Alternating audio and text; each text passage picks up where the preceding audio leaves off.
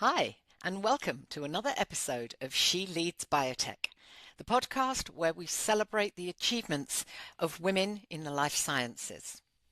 Today's guest has always been drawn to the big questions, especially the ones that don't yet have answers. Her scientific journey began with a high school biology teacher who saw her potential and challenged her to dig deeper. That spark led her from early research on NASA-funded studies of microgravity to graduate and postdoctoral work, exploring how organs know when to stop growing. A question that connected the wonder of biology with the drive to understand disease. Her career's taken her through some of the most respected names in pharma, where she learned that in drug discovery, the truth is often the toughest but most valuable outcome. Moving from large pharma to biotech was a deliberate choice, a chance to build, to innovate, and to lead. Today, she brings that same spirit of curiosity and persistence to a new generation of scientists, emphasizing servant leadership, collaboration, and the belief that drug discovery is never a solo pursuit, but a team sport. So please welcome Head of Biology at VidaVinci, Mori Mohseni. Hey, Mori, how are you? I'm doing well, thank you, Sharon. Nice to see you. Oh, lovely to see you. Gosh, we last spoke quite some time ago now, so Yes. it's good to see you. Where am I speaking to you from? Where are you based? I'm in Watertown. We just moved into a beautiful, brand new building on Galen Street. We're occupying the third floor, overlooks the river. It's just Beautiful. an amazing space. And prior to that, we were in Cambridge, and so we've been in this new building for a couple of weeks now, and just loving it here. And it's always lovely when you move into a new building and you just get it's all new. It's so new. Let me find out where to Yes. go and what to do. So, Yeah, well, yeah. I wish you every happiness there, Thank you. and thank you so much for joining us today. Um, there's lots of things that I want to cover with you, which hopefully we'll get to during the course of our conversation. But the one thing did you always imagine yourself in drug discovery? Was it something you set out to do, or did it grab you somewhere along the way?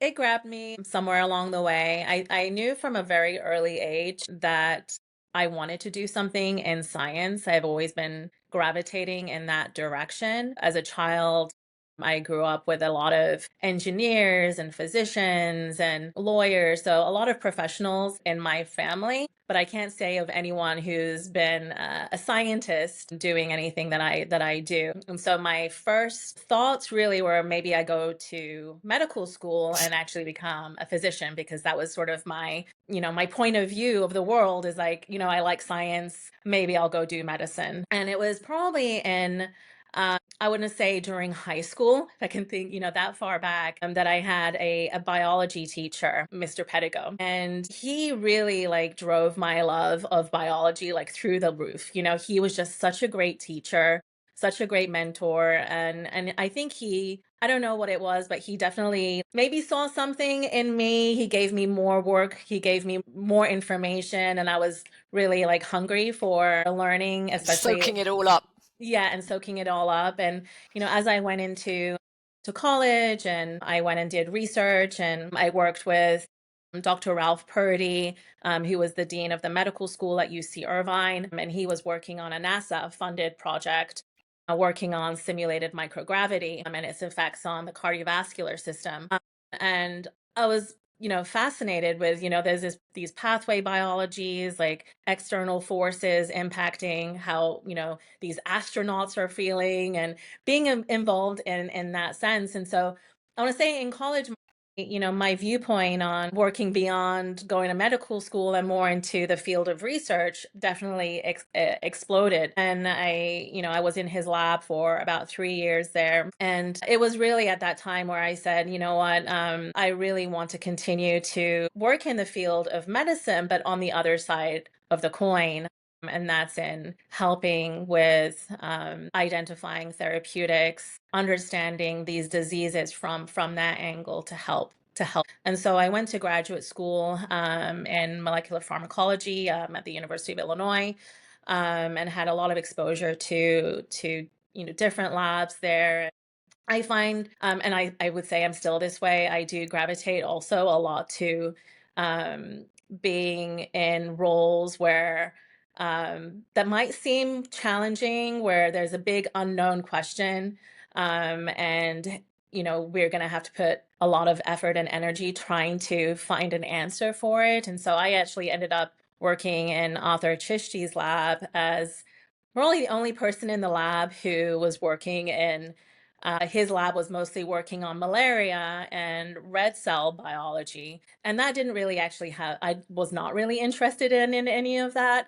I was more interested with the proposal that he brought to me, which was, we have these mice that are knocked out, that have this genetic knockout. They're exhibiting some very strange phenotypes. Would you like to figure this out and understand why? And I was like, of course, like I would Bring love it to on. do that. Yeah, bring it on. And so I did that in graduate school, and I continued to, when I went and did my postdoc in Fernando Camargo's lab, it was a very similar situation where Fernando, he was coming from the Whitehead Institute, working on the Hippo YAP1 signaling pathway. And he had just started his lab. I was his first postdoc in the lab. And the main question was, we don't understand why it is that organs know how to stop growing. The genetic and biological mechanisms that define that are not clear. We know that this pathway is involved, but would you like to join my lab to try and figure this out and help us understand this? And again, it was a situation of, bring it on. I would love to participate and be involved in that. And so, yeah, that takes me to now working in Fernando's lab and working on this relatively new signaling pathway to really understand organ size regulation, and sort of morphed into this signaling pathway being involved in oncogenic signaling, which of course, fueled my interest from a therapeutic and disease area side. And, my journey into industry, it was a little bit serendipitous, I would say. I had gone to a conference, and at this conference, I ended up sitting next to Deborah Castelletti, who's at Novartis. And she and I were both there on our own. She didn't, I guess, she didn't really know too many people there. I didn't know anyone there. And we spent the majority of the conference, either sitting next to each other, having lunch or breakfast with each other. This was like an on-site 5 Yep. days thing. And, I spent that time sort of, picking and probing at her on, like, what does it mean to be in industry? And what she conveyed to me really then spurred my interest of going into drug discovery as a career. I think prior to that, I really did think I was going to go and have my own lab and pursue the academic route. The idea of going into industry was very much a black box to me. And so that really opened my eyes a little bit more on, what do, these big pharmaceutical companies actually do, and how can I get involved? Because I would imagine that the scientist, the very nature of you, the way that you said, give me a problem that doesn't look like it can be solved, is very much the backbone of every scientist who stays in science, who stays at the bench, because there are people that I've spoken to that were like, it was great being a scientist and I loved all of that, but then that problem can't be solved, so I have to keep going to try and find it. And so I gave it up to go into industry to do that. I would imagine that would have been a more difficult decision for you to do, because you still love that whole kind of, where's the challenge? Yes. And that was exactly, in my conversations with her, were really like, are you guys actually doing science there? What are you learning? And that was what, really triggered me to dig in more and try to understand what my role could be, and would that be a satisfying role? And, drug discovery, that is the main problem, right? It's a huge challenge. And, if you're not passionate about trying to find an answer for it, you're going to be very, very. Absolutely. And when you look back, was there a single this is where I belong moment in your career? That's a great question. If I look back, I think there was a time, when I look at a few conversations that I've had along the way with mentors that I've had, where, I can think of, my first manager in industry, Manfred Kraus. He was at AstraZeneca with me. He hired me into the team, and he always had a lot of encouraging words for me. And he would basically, tell me, like, I need your brains and all of your energy into thinking about the problem that we're trying to solve here. Don't get too dogmatic about what the answer should be, but look for what the answer really is, right? So looking for the truth. And so, I think as scientists, that is what we're driven by, is trying to find the truth. And so that was really a pivotal moment for me, is like, drug discovery is hard. Sometimes the truth is going to hurt, but like that is ultimately like the most valuable thing, is really trying to understand how our drugs are behaving. Are they doing the thing that we want it to do? So I would say very early on, like, that was a pivotal moment. If I want to point to a second case, this was I want to say, about 3/4 of the way through my time at Novartis, where I was working on the SHIP program there. And this was really like one of my first drug discovery programs, where I saw it go from, very early stages all the way into the clinic, and being sort of a key member of that team, seeing this drug actually getting dosed into patients, and seeing the impact that it has there. And month by month, seeing patients continuing to be on the drug, and seeing that their disease is not progressing, and seeing that immediate reward from all of the efforts and hard work that the team had pushed through. And so I would say, is another a pivotal point for me, knowing like, this is what I want to do. And that's interesting, because the two pivotal moments could be opposites. Yes. Because facing the truth of a drug is that the truth is, despite the work that you've put in, despite everything that you've gone through with it, it ain't going to work. Oh, yeah. And it's having to kind of come to terms with that. And then you mentioned the second pivotal moment is actually taking that and seeing the impact that it does have. And I would imagine that those two things together are really driving forces.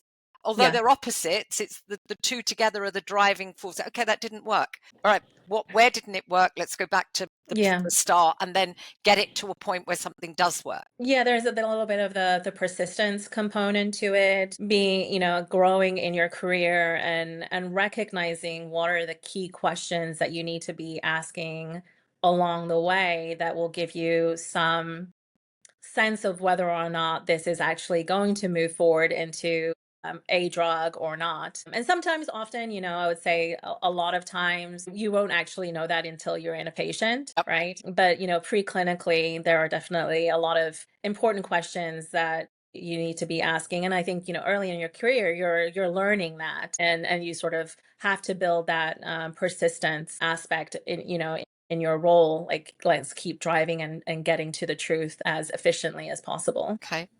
Now, you've worked in some of the biggest major pharma companies. You've done Novartis, AstraZeneca, BMS, to name just a few. And now you're in kind of smaller area. How different are you finding those challenges and also the opportunities in each of those environments? I would say, I feel the path that I took actually allowed me to get a lot of training, develop a really great network of people who are experienced, lifelong mentors and friends. And being at BMS and AZ at Novartis really, like, was a fantastic training ground of what does it take to get a drug through. What are all the hurdles? I would say the biggest plus there, just from the pharma angle, is they've done this a lot. They know how to do this. And the infrastructure that's there, right? That,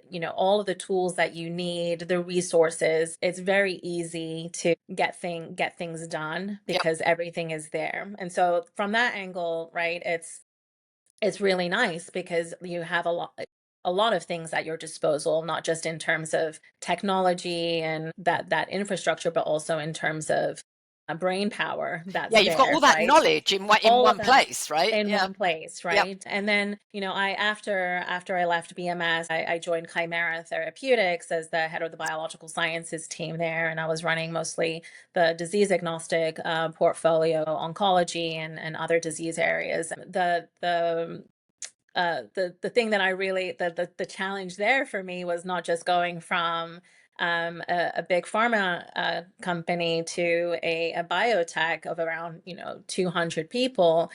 It was also now taking on more of a disease agnostic portfolio where most of my training has been in the oncology space. And so, again, bring it on. I want to do it. I want to learn it. But, you get there and you're like, okay, all of the things that you take for granted being part of these bigger institutions, those doesn't necessarily exist in some of these smaller companies, even at 200 people.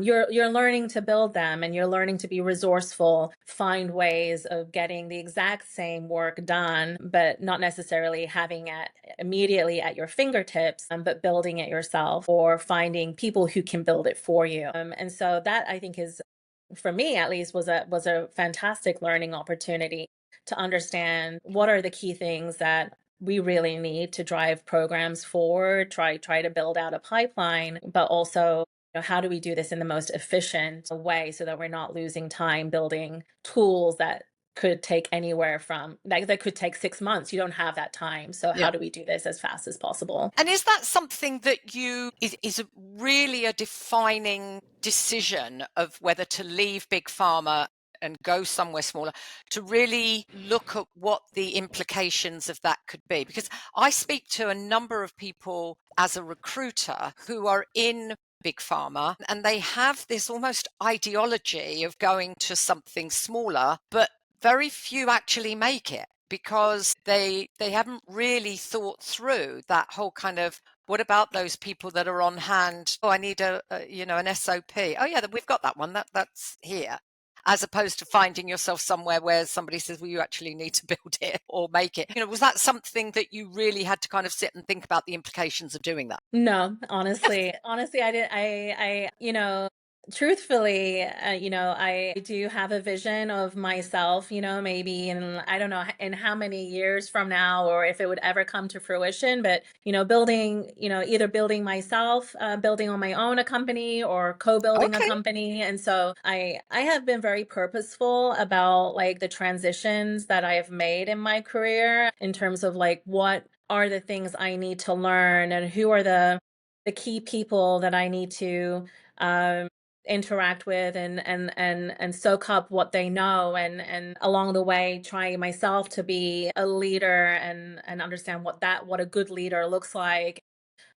So I've been quite purposeful in the moves that I've made, and my move from BMS to Chimera was a very purposeful move, not just because of the opportunity to learn a whole new, like, set of disease areas, and learn what it takes to be in a biotech, very successful biotech, but also what the reason for move. I knew actually quite a few people at Chimera, and I continue to view as mentors, and seeing them transition from pharma into this mid-sized biotech, and hearing from them sort of the growth and the learning opportunities that they've been experiencing. For me, it felt like a little bit less of a risk in Yep. terms of the move, because I had quite a few number of my own former colleagues there, so definitely felt I was in good company.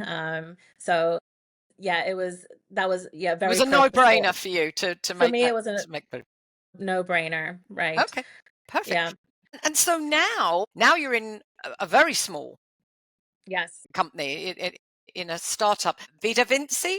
Have I said that right? VidaVinci. VidaVinci. VidaVinci, yeah. VidaVinci. What lessons have you brought to them from your big pharma world to bring that into a more entrepreneurial setting that you're in now?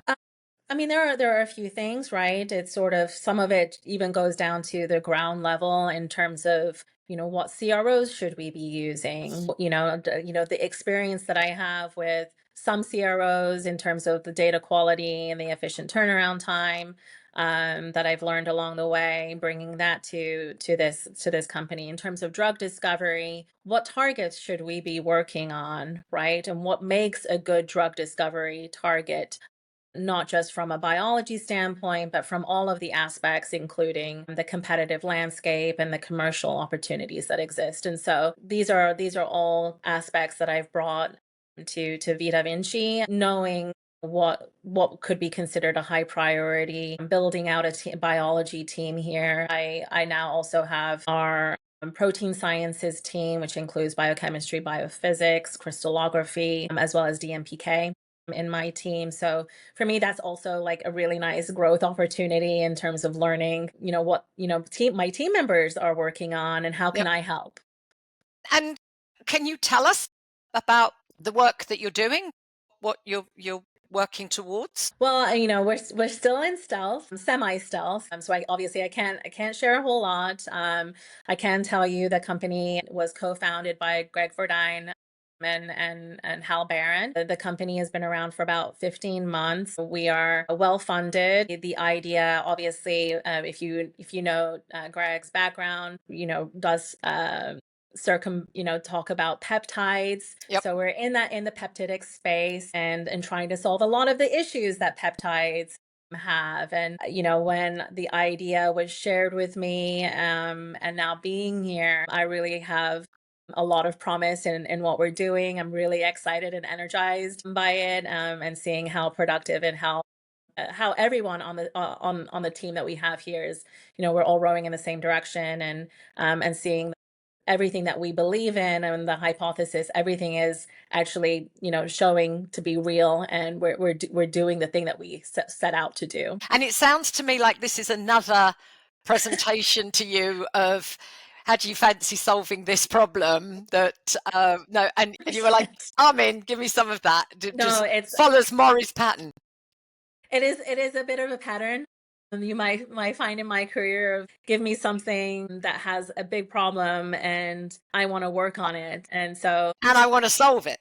I want to solve it. Yeah. I wouldn't say I want to solve it. I want to be part of a team, to help really think about how we can solve this issue. And I want to be a part of that, and be able to spend my time thinking about the problem and finding ways, to come up with solutions. And so it's drug discovery is a team sport. So I think one of the big things that I've learned along the way is, what makes a good leader,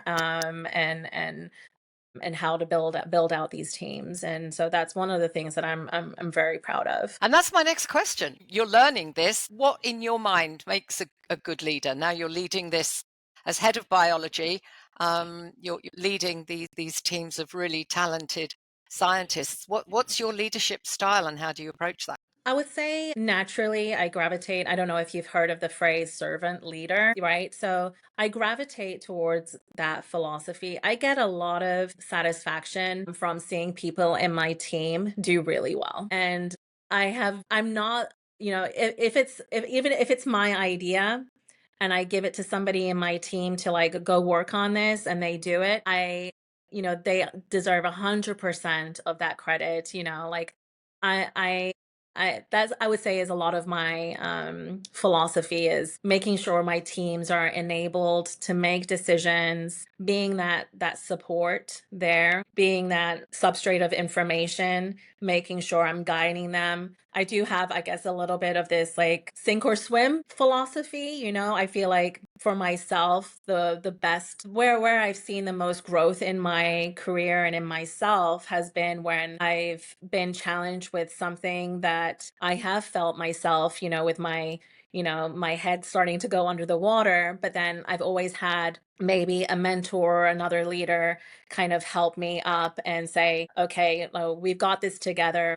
Let's try and solve this. And so with that sink or swim philosophy, it's not necessarily about failing, but it's about knowing that you're able to overcome those challenges and that you don't have to overcome those things alone. And so with my teams, that's often where I've shared with them, like, don't be afraid to make the wrong decision, and because that's often where we learn together. But, of course, come and talk to me, like, let's solve these things together. And so that servant leader style is what I sort of gravitate to. Yeah, and that makes sense. Just that previous conversation when I said, "Oh, and you want to solve it," you were very much like, "No, I want to be part of the team that solves it." You might be leading that team, but it's a team discovery, not a Yeah. single person. So No. Yes. that's fantastic. And I know that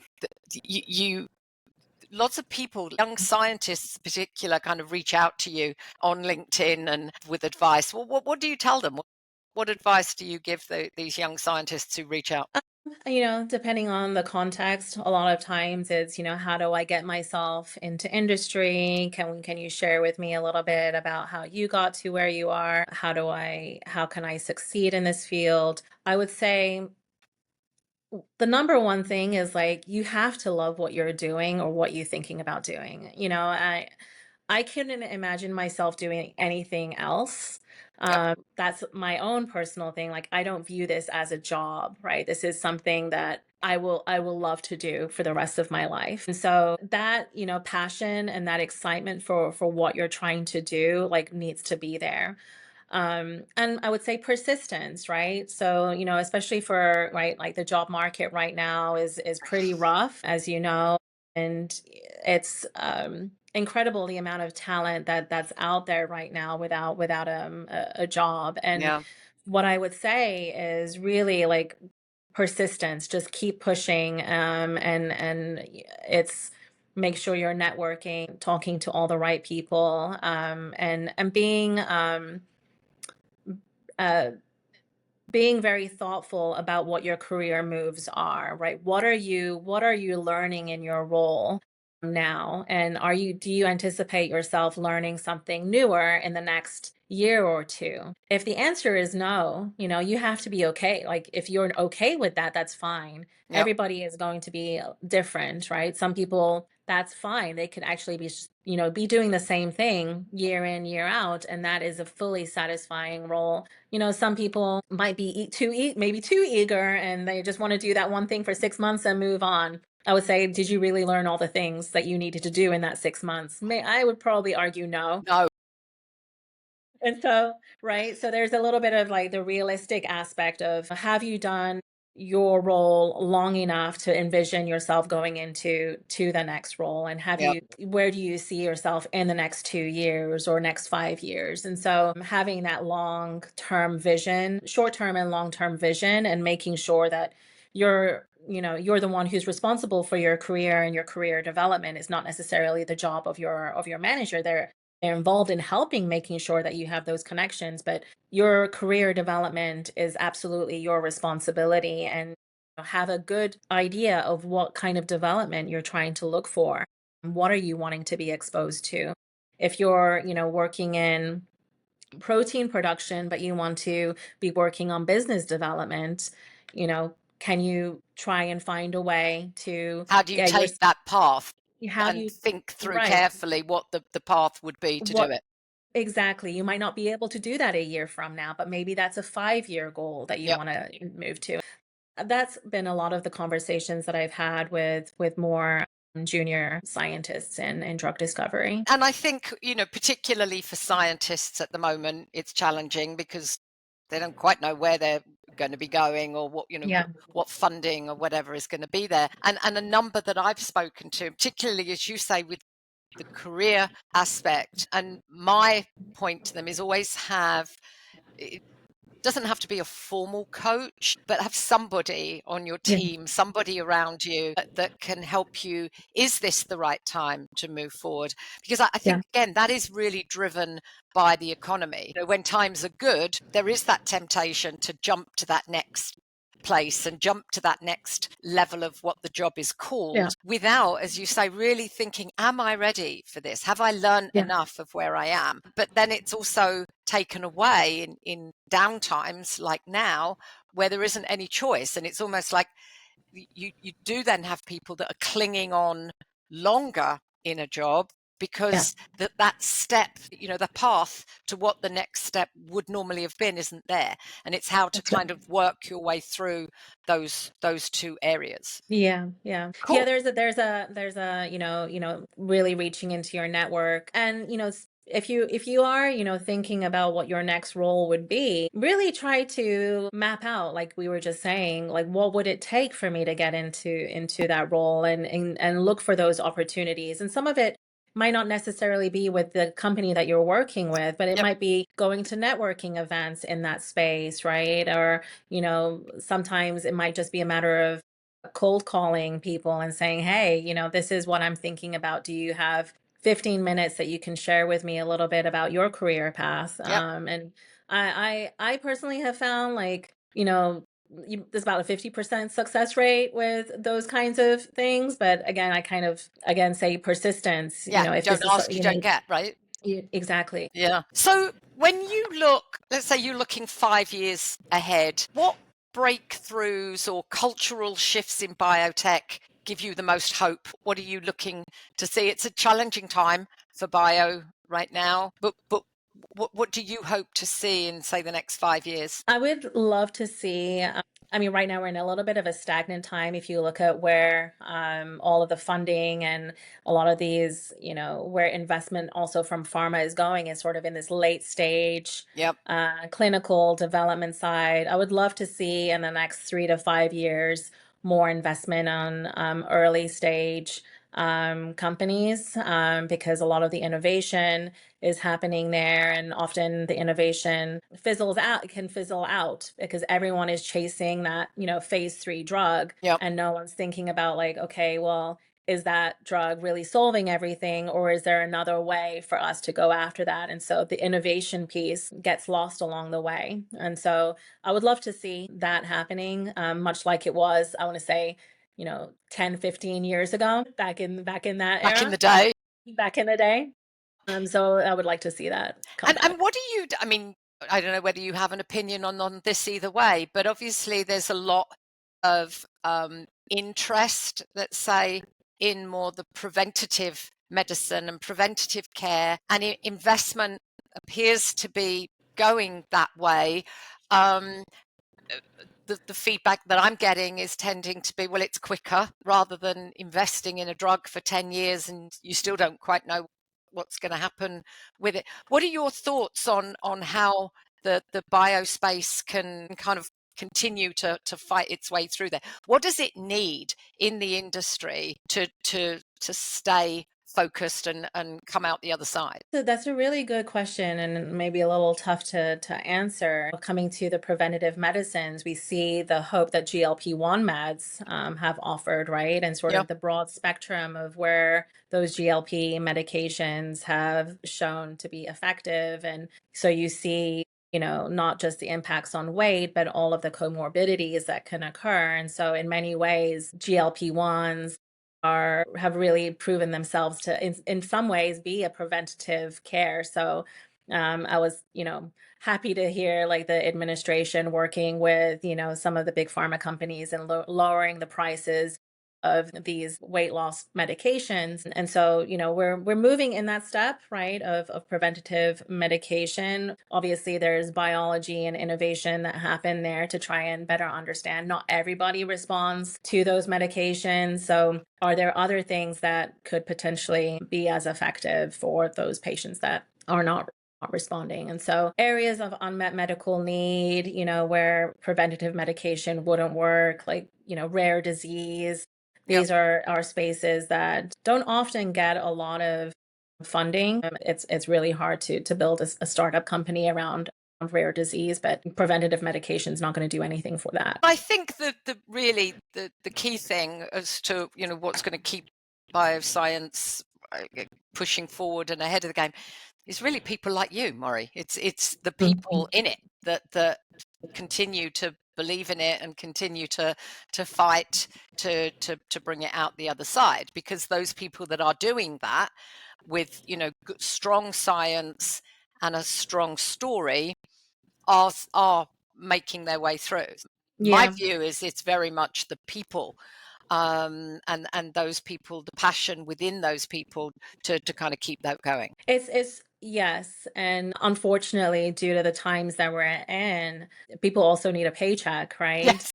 And Oh so, yeah, that as you know, well. it's that it's you know where that's where a little bit of my hope comes, you know, is that if things can turn around because of all of the talent that's out there that are as excited and as passionate as I may be, you know, they're having to turn to other roles, right, that are not necessarily exploiting their The talent talent. or their yeah, and Yep. so and that's just because the roles aren't there. And Yep. so, you know, it is absolutely the people, but the people need roles. Need the chance. Yeah, absolutely. Welcome to my world of trying to Yes. find that Thank you. for them. So my final question to you, a little bit of a finish this sentence. Leadership in biotech means, Loving what you do. okay, You have to love what you do because there you are sacrificing time. Some might call it a sacrifice. It's just part of it. You have to really love what you do. I'm a little bit of an obsessive personality. You have to be, you know, slightly obsessed with what you do, I would say, for success in biotech. You know, I would not be telling the truth if, you know, if I'm not thinking about this on my drive home from work, if I'm not thinking about this at 11 o'clock at night, how do we solve this problem? And so, you know, you really have to love what you do, I think, as a leader, and recognize everyone again has different leadership styles, but you know, this is not a single player sport, it's a team yep. sport. How do you inspire your team and motivate your team to come along for the ride with you? And to do that, you have to believe it. Yeah. And that's part of the obsession, isn't it? It's part of Yes. the, you know, okay, things are tough right now, but I'm sticking with it. I know it's going to happen. Yes. It's just a question of when, and then using that belief to then inspire other people to stay on that journey with you. Yes. Yeah. Well, I've no doubt that that's exactly what you'll do and continue to do with your team. Thank you so much for joining us Yeah, today, thank Mori. you. I wish you every success, and I look forward to getting that call from you to say, Sharron, can you help me build out my team because we're so massively busy? And I'll say, of course I can, Mori, and here's your mate's rates for being on the show. So, Excellent. but every success. Thank you so much, and have a fabulous weekend. Thank you. Thank you All for right. having me. Happy Take to care. talk. Bye bye. Bye. Take care. Well, that's it for today. Thanks for joining me for this episode of She Leads Biotech.